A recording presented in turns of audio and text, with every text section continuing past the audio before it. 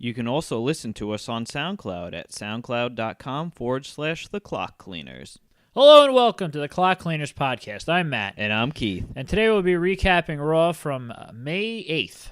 Yes. The taped version that we saw from the United Kingdom. Yeah, in the Was it- O2, whatever that is. Yeah, were they both in the same center? I know SmackDown was. They both were. Yeah. Was it taped the night before, or? I'm assuming what they did was Sunday night was Raw and Monday night was SmackDown. Yeah. I believe that's what they did the last time that they were over there. Gotcha. So, well, like I said before we started, that I wasn't 100% thrilled with the way Raw was, but part of that could have been, like we said, because it was a tape show, so you kind of expect not much to happen. It's true. Nothing really did happen. No. And I had a long day and was falling asleep throughout the whole show. That usually doesn't help. Yeah. So I thought it was pretty good for what it was. Wow. It was entertaining.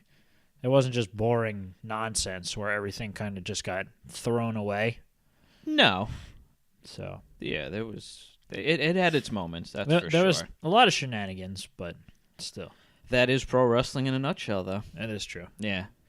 So we start off backstage with Dean Ambrose getting a phone call from Kurt Angle. Which, supposedly. Yeah. I guess Dean first said, "Did you get the pictures I sent you?" And then and then he was like, "Oh, my wife opened them," or something like that. Oh, your wife saw them. Yeah. My bad. Yeah, he's probably sending them butt pictures or something. That's possible. Yeah. So then he says he's got an important message and he's coming out to ring. Well, no. Well, didn't he say he was acting GM? Or, no, he didn't say that until he went to the ring. Or he said, I have a great idea for the pay-per-view, which I was really hoping they announced Great Balls of Fire then, because it would have made so much sense. Yeah, I had a feeling that they were going to be announcing it then, or he was just going to say it. Right. But they didn't. But yeah, he said that he had an important announcement, because like an assistant came up to him. Yeah. He's like, "Just play my music. I have an important announcement to make." And then he ended up walking to the ring. Mm-hmm. So he tells the crowd that since Kurt Angle won't be there, or he says Kurt Angle won't be there, right, they all start booing, and then he says, "But I'll be the general manager for tonight." And that's and then the Miz's music hits, and he comes out and says, "I got a phone call from Stephanie, and she said I'm in charge tonight." And then I guess they decided they were co-GM. No, Stephanie just said that the Miz was going to be co. Okay. Yeah, co-GM. So they were speaking behind the scenes then. Apparently. Yeah. And then... Which we have not seen both of them together. Who? Kurt and Stephanie. No, but that's just because Kurt is replacing Stephanie, technically. Right. So, theoretically speaking, there's no reason for Stephanie to be getting involved. Well, I guess Kurt was replacing both of them, right? Yeah. Because Foley was... Mm-hmm. Yeah. So it's because Vince is I guess, put Kurt Angle there to replace Stephanie while she was out. Right. So it was just going to be Stephanie. Okay. I got you. Yeah. I guess that makes sense. Yeah. So for some reason, Dean was feeling friendly or whatever and offered a handshake to his co-GM. Well, I mean, I guess Dean wants to be the bigger man. Sure. I don't know. He's a big fan of tricking the Miz into doing things. So. Yes, and he does it very well. That's true. Yeah. So he offers the handshake, and the Miz is just like backing off, hiding behind Maurice. And he does that well too. It's true. That's pretty much all he does. But before anything happens, Braun Strowman's music hits. And this is where the segment kind of took a downward spiral. A little bit. It was too much going on at once. Well, that, and Strowman comes out obviously beat up from his match, which is the first time we've seen him since the match, right? Because neither of them were at Raw last week. Yeah, I don't think so. No. Oh yeah, because they were hurt. Right. Yes. From the match. Yes, which is when all those pictures leaked and everything. When they were hanging out. And the interwebs went crazy as they usually do. Yeah. I think it's really stupid for people to care about people hanging out outside of the... I mean, wouldn't you rather two people know each other and are like friends, each other that are in the ring doing all of these moves, when if there's someone that you don't like, there's the likelihood of somebody getting hurt is much greater. It's true. So I think the idea that people care about it is dumb. And I also think that the WWE kind of embraces them to have relationships now and have camaraderie. Mm-hmm. Because the perfect evidence of that is the Ride Along show. Right. Where they completely break character and talk about backstage things. That's true. So it's like they understand that it's just a performance now. It's not necessarily like a lifestyle like it used to be. Yeah, and that's kind of what I've heard and things like that. Like the locker room is so much different now than it once was. Everybody's kind of behind each other rather than everyone's fighting for that spotlight. Yeah. Yeah. So anyway, so Strowman comes out and says that once he's healed up, he's gonna he's gonna take care of Roman Reigns. No, he said he's gonna end him. Oh, right. He's going to end Roman Reigns. And then after that, he's going to take on a Brock Lesnar for his Universal title. Which then we get Kalisto coming out with his weird-ass music. Yeah, it's definitely different. I actually like the Lucha better because the new music's weird. This is a second week in a row, he was there last week, right? Last week was the dumpster match, or was it? No, that's 2 weeks ago. That was before. Yeah, Payback, I think he was there last week, but I don't remember. Or it must have been the week before when he debuted his new mask and his. Yeah. Because it was right after he went to Raw that he. Right, which was before Payback. Yeah. Yeah. Well, Payback was less than it was like a week and. It wasn't this past Sunday. It was the Sunday before that. Yeah. So. But the dumpster match was before. Yeah, it was before Payback. Right. I think that was the last time we saw Kalisto. Probably. Yeah. Oh yeah, because he was. Well, he came out and he yelled at Braun for trying to hurt him in the dumpster. Mm-hmm. So. Yeah, so then he basically challenged Braun to a match tonight, which I was so thrilled about. Yeah. You kind of had to see that coming, though. Yeah. But Dean makes the match and then says, but first, The Miz is going to be in the opening match against Finn Balor. Yeah, because he had said it before The Miz told him that The Miz told him about him being co-GM. Right. So he goes, like, you're in the first match of the night. And then it's like, hold on a second. Stephanie, blah, blah, blah. That's true. And then after the Strowman-Kalisto match was announced, Dean announced that The Miz will be fighting Finn Balor in the first match of the night. Yeah, that's what I just said. I know. I was just reiterating. Yeah. Oh, okay. Well, I guess you needed to hear that twice. Exactly. You could always cut it out. I don't care. Yeah, it doesn't matter. So I think we cut to commercial break, right? Yeah. And then the Miz music starts playing again. Yeah, I guess he went to the back and came out. Maybe. Or whatever they did. Well, we know what they do. Oh, yeah, but I don't know how they do that with a taped show. Doesn't matter. Yeah. They still play it the same. Right, but you could tell that the show is so heavily edited. Like, I feel like the crowd didn't match the reaction that was on screen. I don't know. I wasn't really paying too much attention. I was falling asleep and I realized that. Okay. Well, I usually don't pay attention to that stuff. Good thing we're doing a podcast. Well, no, it's just the crowd. You know what I mean? Usually they have stupid opinions anyway. It's true. For example, a match coming up later, I noticed something that I was going to bring up. Okay. Well, you can bring it up when we get to it. Exactly. All right. So, The Miz versus Finn Balor. I guess Finn Balor is trying to put Miz in the I just kicked your arse club again. Yeah. Yeah.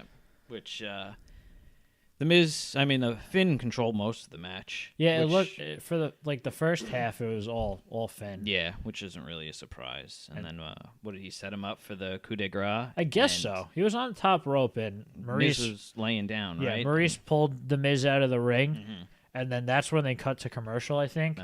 And then when they came back, the Miz was, I guess, putting Finn in some kind of hold. Right, and is that when he pushed him, or was it a little later when Miz pushed Finn into the ref? Oh yeah, that was much later. Yeah. Because and then they showed during a commercial break thing, they showed that the Miz was being chased by Balor, who was being chased by Maurice. Oh, okay. Yes. That's right. And that's when the Miz got the upper hand. And then, but later on, or I guess after Finn got control back, he I guess he was like holding onto the ropes, and the Miz was holding onto the ropes, and Finn was trying to get him off. Right, and then he pulled him and inadvertently hit the referee. Yeah, which I guess the Miz walk outside the ring and started yelling at the referee, saying, "You need to throw this match out." He grabbed the microphone and said that I insist that I can't. I can't let you disrespect right, like an official or the official rule book or something like that. Which was pretty funny. So the ref calls for the bell. After bell some rung. deliberating, I guess. It took him a while to make up his mind. And then Dean comes out and says, that's not how we settle it or something like that. That's not how we do things on Raw. So he restarts the match, which I think The Miz was already halfway up the entrance ramp at that time. He was on his way up. Finn came running. Did he come running out? Or I think Finn probably went out to get him after we restarted the match. Yeah, because then he grabbed him, I think, threw him into the ring. Yeah. And then pretty much just did his, shotgun drop kick or whatever they call it. Yeah. Oh, into the corner? Yeah. Yeah. And then he did the coup de grace, and that was the end of the match. Yeah. So, yeah. But, good match to start off the show. It was good. The Miz does good work, and obviously Finn Balor's a good wrestler. Yeah, so absolutely. And that's even just the two of them, because that's just good stuff. So agreed. Next, we have a backstage segment with Alexa. Oh no, Nia comes up to Alexa standing there. I guess she was just randomly holding her title in the back. She was getting ready for her match, right? And then she says that she wants a title shot. Basically, First, she says, "Do you think I'm good?" Oh, right. Yeah, because of what happened the week before. Oh, yeah, because she had said that, you're good, we're good. Yeah. She chose not to insult Nia Jax for some reason.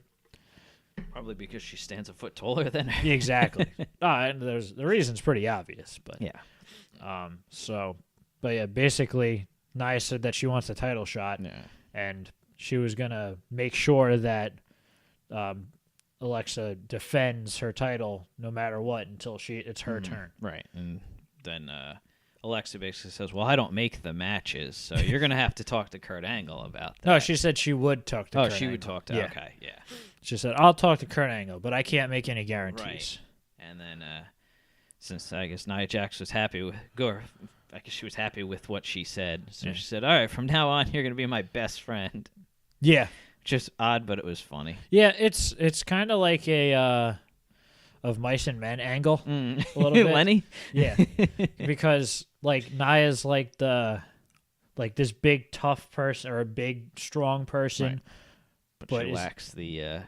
She's ignorant to what's really going on, so it's kind of funny that they do stuff like that. That was a pretty good comparison. Yeah, I didn't even think about that. Yeah, so it's good because George and Lenny, right? Yeah. Because it's like an easy story to tell in wrestling. Yep. Because, Well, and Alexa works as such a good heel, so she's able to trick the... Exactly. So, it's good. But yeah, that led up to the next match, which was Alexa Bliss with Nia Jax in her corner. Yeah, versus Mickey James. And then Mickey James comes out and gets on the microphone and kind of says, I have someone in my corner, too. And then Bayley comes out, which is... we'll get back to that later. Well, yeah, but it makes sense because Mickey James really isn't involved in the storyline. No, I wasn't talking about that. No, I'm just saying that's the whole reason why Bayley was. Oh there. yeah, no, I understand that. It was just done on both shows. That's all I was. Oh yeah.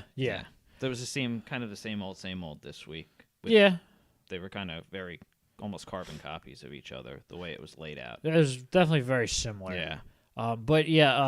When Alexa was coming out, Nia Jax was following 10 Alexa feet behind her and turning around. Yeah, she kept on turning around to see what she was doing. Yeah. So obviously she's still a little weary about having Nia Jax in her corner. Mm-hmm. Which I think I want to say this was probably last year when they were in the UK and Charlotte was cutting a promo on Bayley and the crowd just took over the entire thing. And Charlotte got so mad.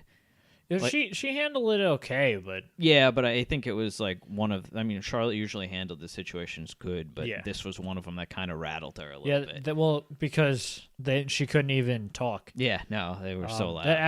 That's kind of what I was going to get into before with the crowd chanting. Yeah.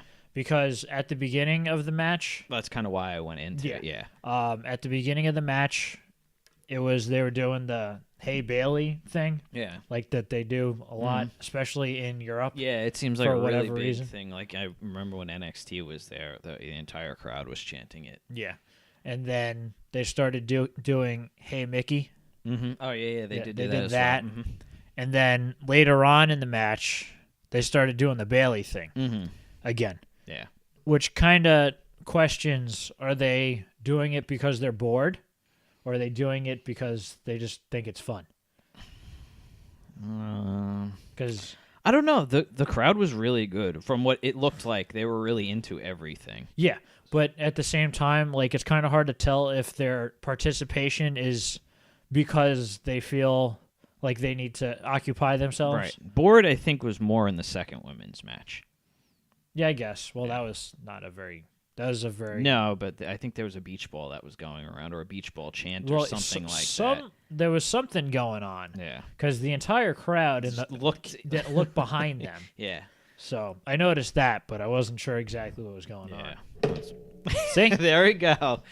It happened once. Yep. All right. So, yeah, this was a win for Alexa here, Yeah. which really wasn't a surprise. Nah. Kind of a weird ending, like, because I think Mickey was just on the top rope, and I guess Alexa kind of dropped her down and got her with the 3 count. Oh, yeah. Mickey was going up top for something. Nia Jax, like, jumped on the apron Yeah.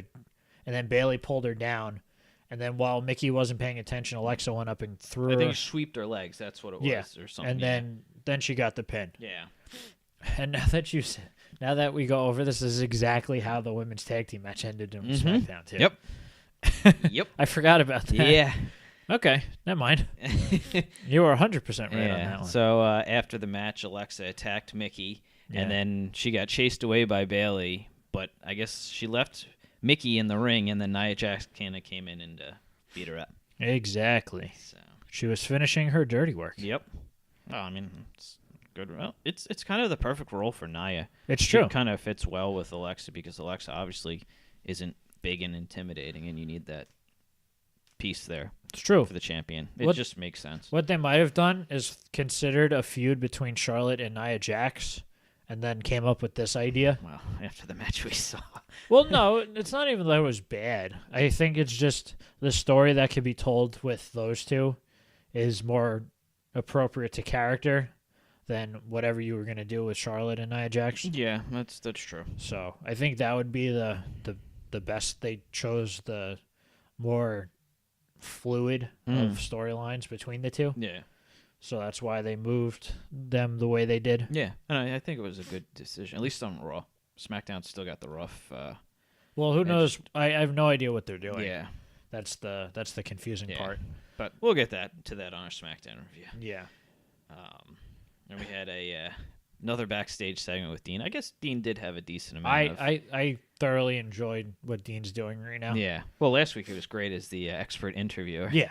So, It's funny because some people are like, he's kind of just doing like the goofy thing. yeah. But the goofy thing It is what works. he's good at. Yeah, it's true. So it just doesn't make a whole lot of sense why people are down on him, considering that he's the most entertaining part of Raw.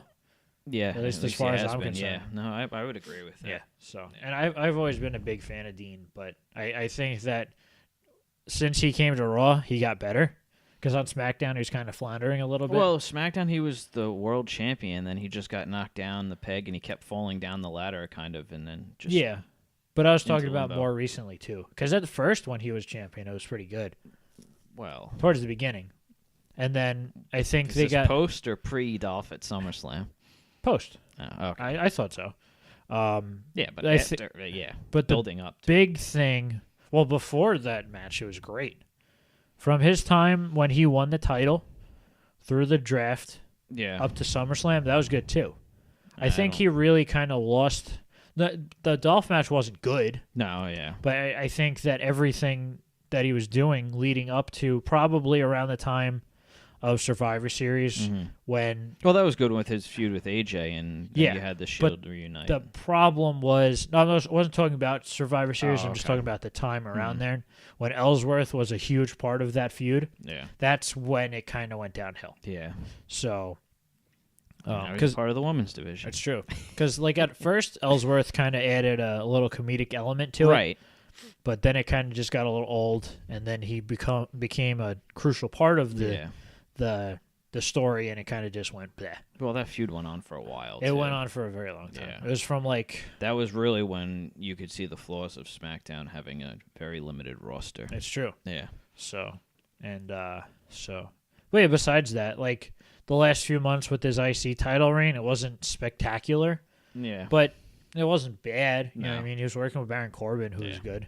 Yeah. They could have done so much more. I It's think. true. I think they were being held back, and it could have had something to do with the fact that they knew Dean was leaving. But it's good because both of them are elevated on each show. It's true. So that was the end game anyway. You know? Exactly. That's all they really care about.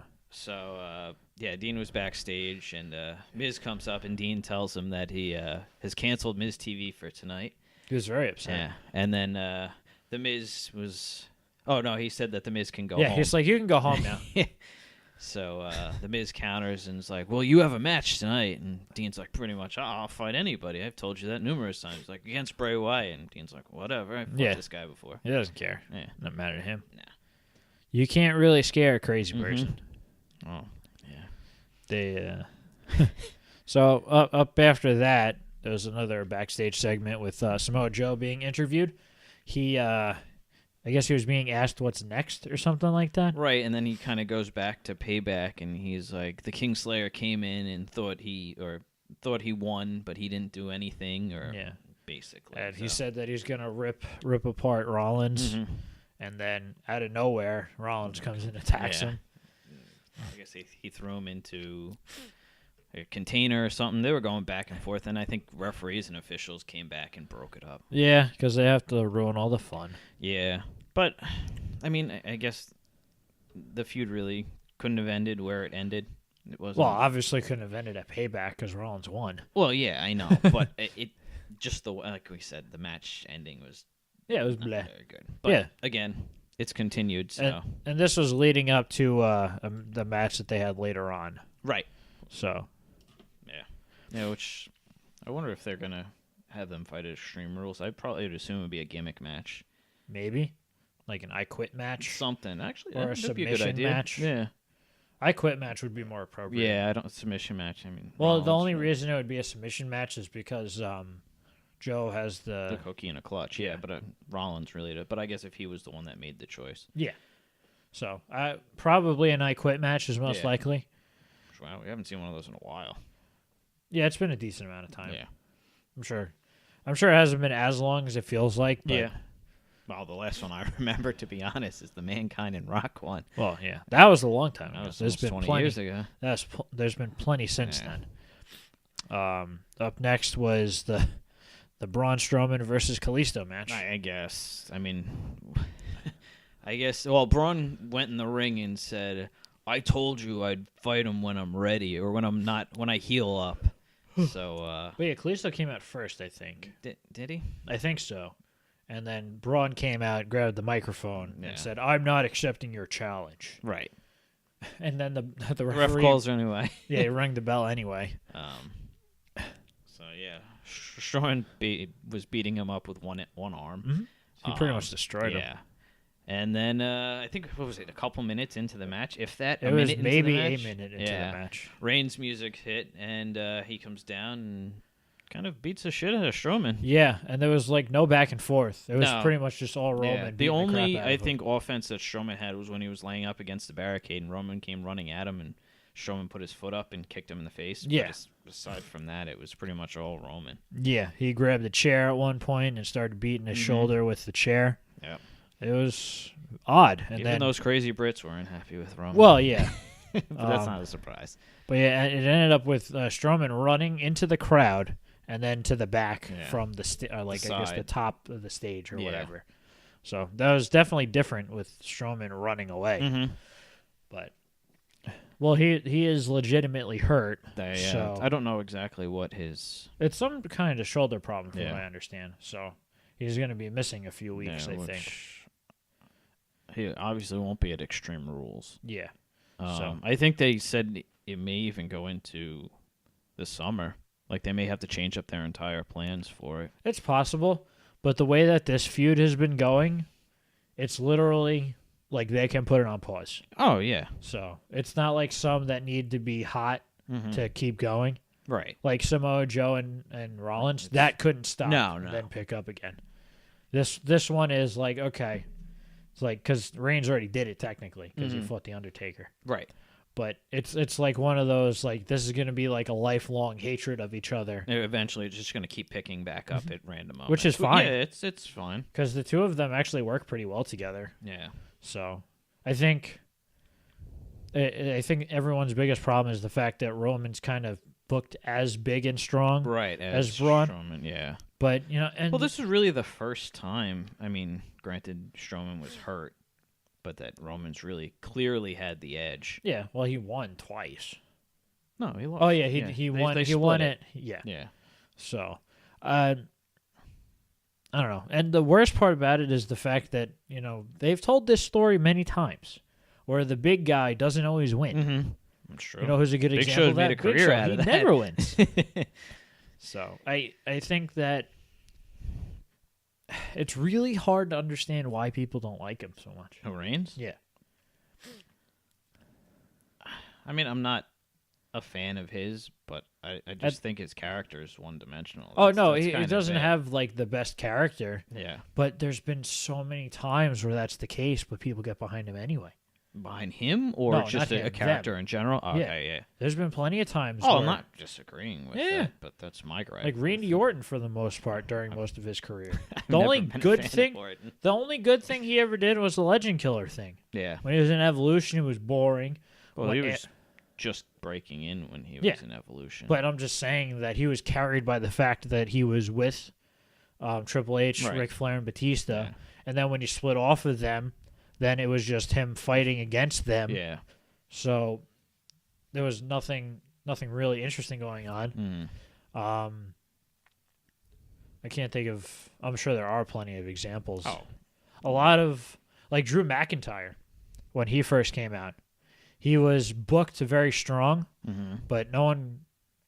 Well, I guess no one really was behind him. That's why he ended up getting released. Yeah. Well, But- what were we using the 3-man band? Yeah, eventually that was Yeah. how he ended up, and then Him, Jinder, and him, Jinder, and Slater. Yeah. That was bad. It's funny that all three of them back in the company though. It's true. Well, Slater never left. Yeah, I think McIntyre was the biggest surprise, though. Yeah. Well, he really made a name for himself on the indie circuit, though. Well, I that's mean, why, though, yeah, because like, why would you go back if you didn't need that's to? true. But WWE's kind of at that point where they're signing any big name, Oh yeah, no, I understand why they would want him back. right? But why would he come back? Yeah. After being treated like not crap, but you know, He wasn't his full treated potential wasn't Yeah. used. He was booked improperly, Mm-hmm. so I don't know. That's like almost Cody Rhodes coming back, which I don't foresee happening. No, probably not. Yeah. I don't see that No, happening. but anytime it's. soon. I'm just saying it's Yeah. another character that they really Underutilized. screwed up completely. Yeah. Because I mean, Cody's done great work on the Indies from what I've seen. Yeah. So, but Anyway, oh well. next, we had a quick backstage segment with the Golden Truth getting ready for the tag team turmoil It's match. their last shot, man. It's true, and yeah. Next, we had the tag team turmoil match, which took up a good portion of the show. Yeah, it was pretty long. It wasn't bad though. What did it have? 5 teams? Yeah, it was a 5-team match. It was 5-team. very entertaining. Yeah. Well, so it started out with Enzo and Cass versus Sheamus and Cesaro. Yeah, for some reason, Enzo, during his little speech, decided to tell everybody that he was going to poop himself. It was odd. I must have been one of my in and out. Yeah, I moments. don't know how he got there, but he actually said the words. Like, I was gonna put like drop a deuce in my pants or something like that. I don't understand why, because I kind of don't pay that much attention. He's to, Enzo. It's, you know, his shtick kind of. Yeah. Anyway, Yeah. but yeah, it was a surprisingly long match because usually these things go, okay, the first, if like say there's 5 of them, the first 3 matches, They'll go quick. they go quick. And then the last match will stick around for a while. Yeah. This one was like every single one was Yeah. almost the length of a regular it match was like on a Raw. 5-10 minute match for each one. Yeah, which was a little surprising. Yeah. The first one ended with Enzo tapping out to the sharpshooter Mm-hmm. that Cesaro put on him, Right, and the next team out was Rhino and Heath Slater. who got destroyed Yeah, on the outside. Rhino never even made it to the ring apron. Yeah. This was probably the shortest one. Yeah, which is to be expected. Right. But yeah, Slater got a brogue kick, Yeah. and then he got pinned. Yeah, he was kind of back and forth. He was getting his ass kicked for a while, and then had some offense, and then ended up, like you said, taking a brogue kick and getting pinned. Yeah. And next we had Gallows and Anderson, which I think this one probably lasted the longest. Nope. No? The Golden Truth. Was it the Golden Truth? Yeah. All right. Absolutely. I just thought. I think the thing was that this one started on a commercial break, Oh. so that might be why it seemed like it did. Right. Oh, yeah, because it ended when when they were being introduced, and then it came back, and they were just at the entrance ramp. Yeah. Coming in. So Yeah, that's that's probably right. why it felt the longest. That makes sense. They probably got the most offense in, Mm-hmm. less besides the Well, there's Golden a lot Truth. of tag in and tag out Yeah. in this match. So it kind of looked like, oh, maybe the club can. Which they were the ones isolating the Sheamus and Cesaro. Yeah, Which I think it was Cesaro thing. I believe so. Yeah. But yeah, another brogue kick did Gallows in, Mhm. which was a little surprising because Gallows is the big man. Yeah. So you'd think that he would not take the pin, but at the same time, it doesn't really matter who does on that team. No. Well, actually, Anderson had most of the offense too, which is different. Yeah. Throughout the match, though, they kept on doing that thing where they like to watch what's going on in the ring from the back as the Hardys, Just randomly standing there in Yeah. front of a Like, TV. huh. And they're pointing and mouthing things. So Yeah. it's funny because of how corny it is. Yeah. Next we had. Then Oh we yeah, had it's I forget that it's actually because it's only 5 teams, so there's only 4 matches total. right. So it goes a lot quicker because I'm like I thought there was a team between the club. Oh and, yeah, no. But no, it's the last was the Golden Truth. And then this was kind of what we expected, where the Golden Truth would get flourishes of offense. Yeah, they made it kind of look like they had a They chance, had of winning. Yeah, and then they ended up. I forget what happened. Well, Thinking now. what happened was that Cesaro at one because Goldust was in the match for Right. a very long time. He kept getting isolated and Yeah. thrown around. He got the hot tag to R-Truth, who's on a roll right. with Cesaro in the hit ring. him with like the scissors kick. Yeah, and then I don't remember what they called the finisher, but he hit him with whatever his finisher is. Cesaro kicked out, and then there was a long 2 count, right? yeah, and then Cesaro kicked out of the finisher, and then R-Truth threw him into the corner. Oh, He right. went He for a ran. Splash. Yep. And then Cesaro ducked out of it, and then he rolled him up with the pin and grabbed the tights and got the pin. Right. Grabbed his jeans, whatever. Yeah, well, Yeah. it's all the same. Yeah. But I mean, on paper, this was an obvious win for Sheamus and Cesaro. Well, you're not gonna okay set up a feud, Right. and then the next week, oh nope, that's not happening. Yeah. So, but yeah, after the match, Cesaro and Sheamus beat up on the Golden Truth, beating up on the poor old men. Yeah.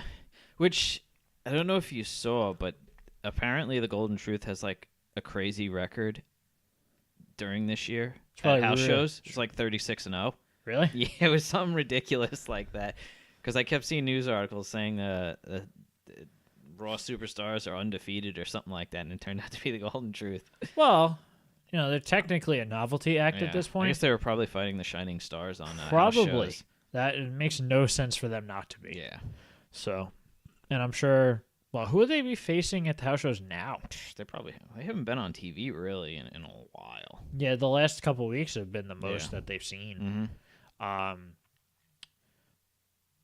But anyway, because they're fun to watch. Yeah. So And we also heard that R-Truth is going to get his own game show on the network. apparently that's really exciting. I'm actually looking forward to Yeah. this. But yeah, after the match, Like I said, the Golden Truth was getting attacked by Sheamus and Cesaro. And the Hardys came out. The Hardys came out, and then Just kind of ran into the ring, and Sheamus and Cesaro split like they did last week, right? Yeah, but what was kind of funny was on the outside, you couldn't really tell because the camera was on the Hardys. Mm-hmm. But Sheamus, before he ran away, he kicked R-Truth. one of them. Yeah, I think it was R-Truth. Yeah, he kicked them, and then he Yeah. walked away, which was pretty funny because you usually don't see stuff like that. No.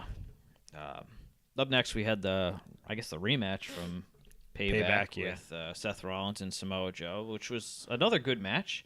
They worked pretty well together. Yeah, it's because they both can be technical, Mm-hmm. and so they don't really need to be big spotty. They can just do good stuff throughout. Mm-hmm. At one point, I think Joe had Rollins up in the air, and Rollins was like grabbing onto the top turnbuckle And to that's try when he to ripped the and he turnbuckle grabbed pad off. and it just came right off. Yeah. So something was going on screwy because usually you have to untie it and then you pull it off. Yeah. And at this point, I think the referee grabbed it and went to go tie it back on, and then Joe took it and threw it outside of the ring. Yeah. And then I guess he slammed Rollins' face into that area. Or that was before, right? Yeah, well, what happened first was he accidentally bumped into it. Rollins got hit with the turnbuckle twice. Right. It was the first time was an accident, and then the referee noticed that the thing was off. Mm-hmm. That's when he went to go. Put it back on, and then he said, if you do it, I'm going to disqualify you. Yeah, and then he ended up dropping him on there. So he got intentionally disqualified. Yep. And then after the match, he put in the coquina clutch. Rollins just laid there. Yeah. And then he was screaming, "It's over when I say it's over." Yep. So. Yeah, like I said, it's gonna continue for a little while. This probably won't be the last match for a little while. I assume they'll just have backstage segments or tag matches or something like that. Yeah, well, that's what they up. usually do. Yeah.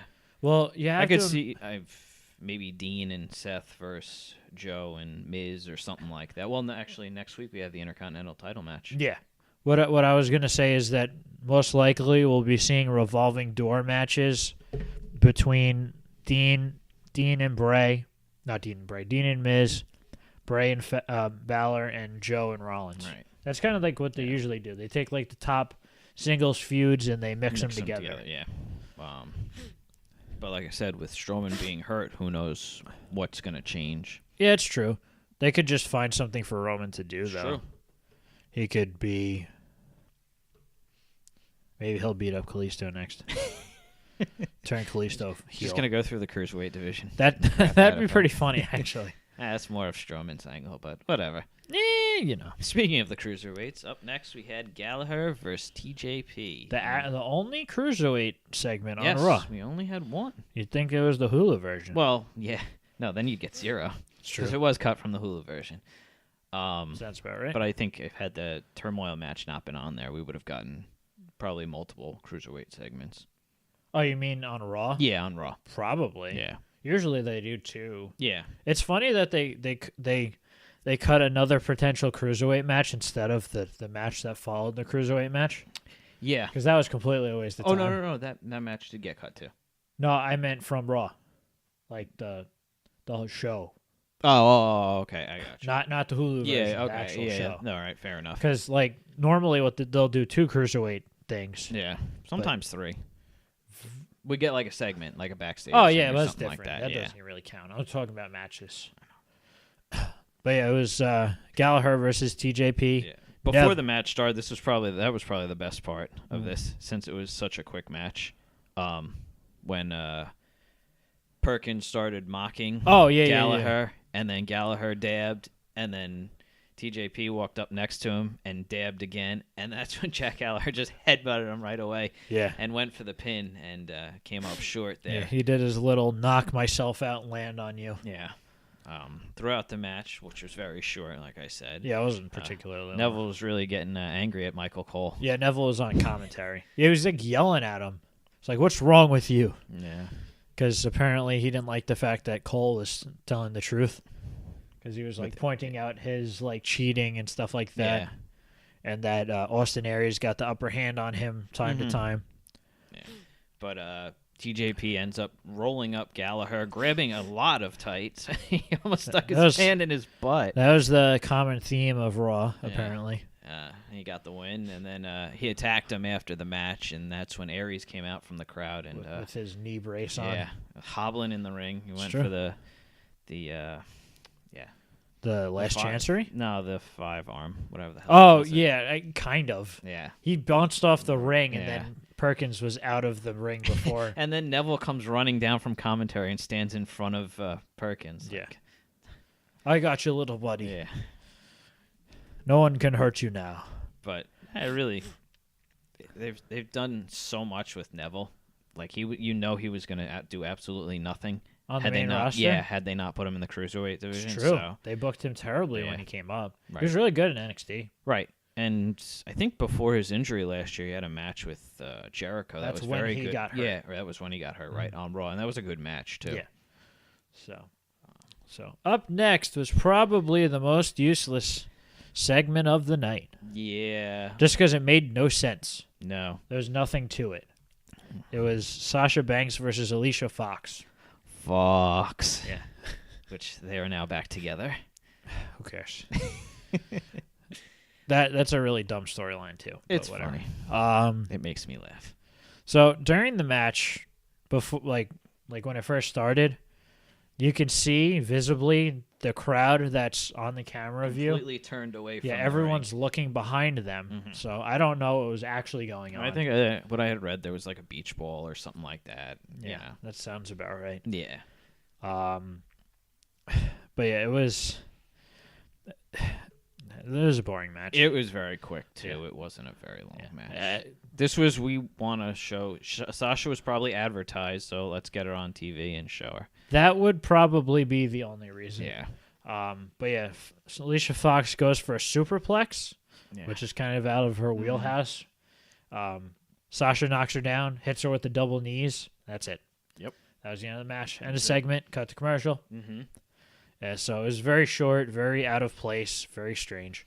Yeah. So, But I guess they needed a second women's segment. I guess. Nah. I'm not booking this shit. I guess that's true. So Because if I was, we would have had the Drifter on TV. it's true. He didn't show up this week. I was Thank very God. disappointed. Thank God. Oh, you can't say thank God. No, He's it been is great. It is pretty funny when he shows up randomly. Yeah. Bastards. Yeah.